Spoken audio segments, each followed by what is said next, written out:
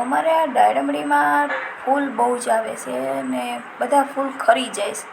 3 વર્ષની થઈ દાડમડી મોટી બધી થઈ છે પણ દાડમ થતું નથી. એટલે આ દાડમડીના ફૂલ ન ખરે અને દાડમ સરસ રીતે પાકે એવો કોઈની પાસે ઉપાય હોય તો કમેન્ટ જરૂર કરજો અથવા કોઈ સજેસ્ટ કરજો વિડીયો કે આ જોવો તો એનાથી તમારે દાડમડી સરસ થશે. તો એવી કોમેન્ટ અમને જરૂર કરજો, અમને ગમશે.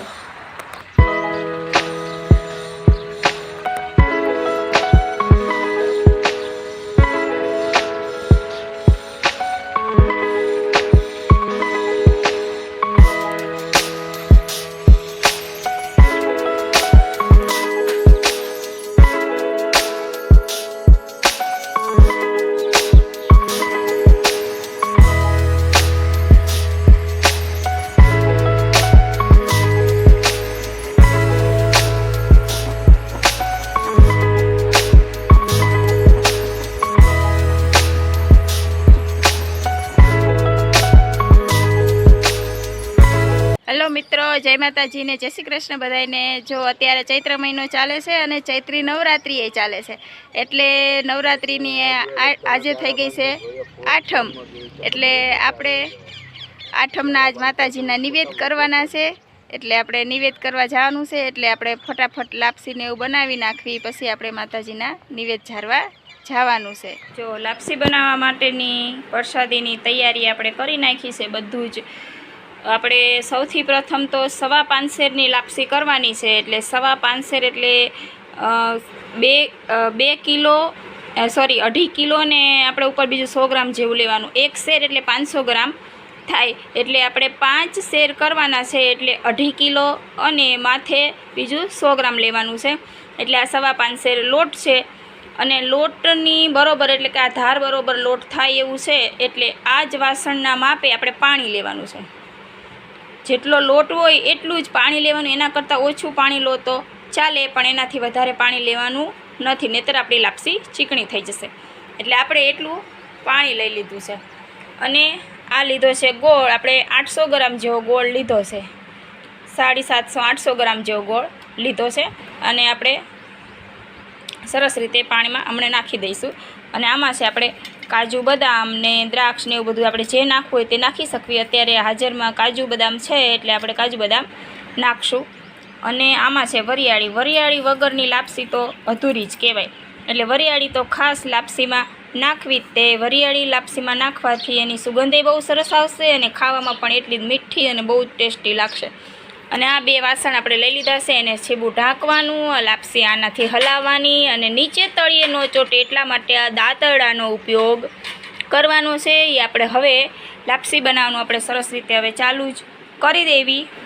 અને આવી બધી આપણે તૈયારી કરી લીધી છે લાપસીની. અને હવે આપણે બનાવવાની શરૂઆત કરી દેવી. હાલો ત્યારે મને લાપસી બનાવવા.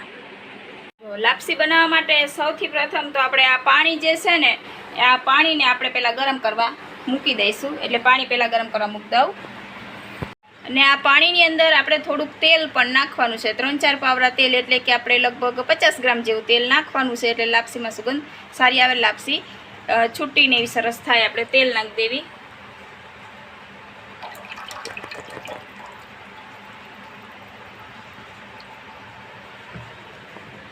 હવે આને આપણે આ પાણી અને તેલમાં ગોળ ઉમેરી દેવાનો છે.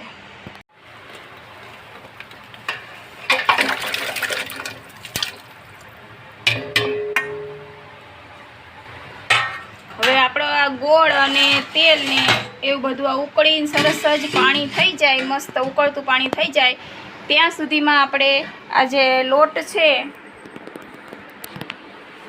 આ લોટમાં આપણે મોરણ નાખવાનું છે. એટલે કે તેલ નાખવાનું છે. અને તેલ નાખીને સરસ જ આપણે મોરણ દઈ દેવાનું છે. એટલે ત્યાં સુધીમાં આપણે આને મોરણ દઈ દેવી. તેલને આપણે લોટને આપણે મોરણ દઈને સરસ કરી નાખી ત્યાં સુધીમાં આપણું આ તપેલું મસ્ત ઉકળી જાય.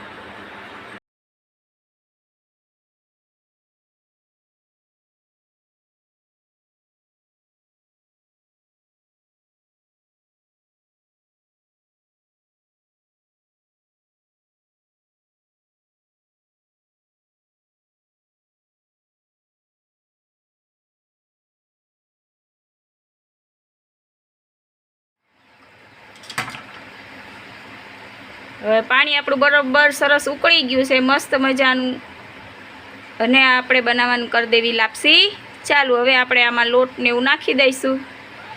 સરસ જ ઉકળી ગયું છે પાણી.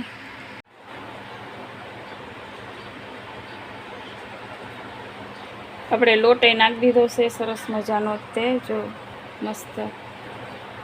હવે ઘડીક વાર આપણે ઢાંકીને મૂકી દઈશું એટલે લોટ સેજ ગરમ પાણીમાં પલળી જાય અને પછી વ્યવસ્થિત ચડી જાય. હવે આ રીતના આપણે સેજ સેજ કાણા પાડી દઈશું એટલે પાણી પહોંચે બધે.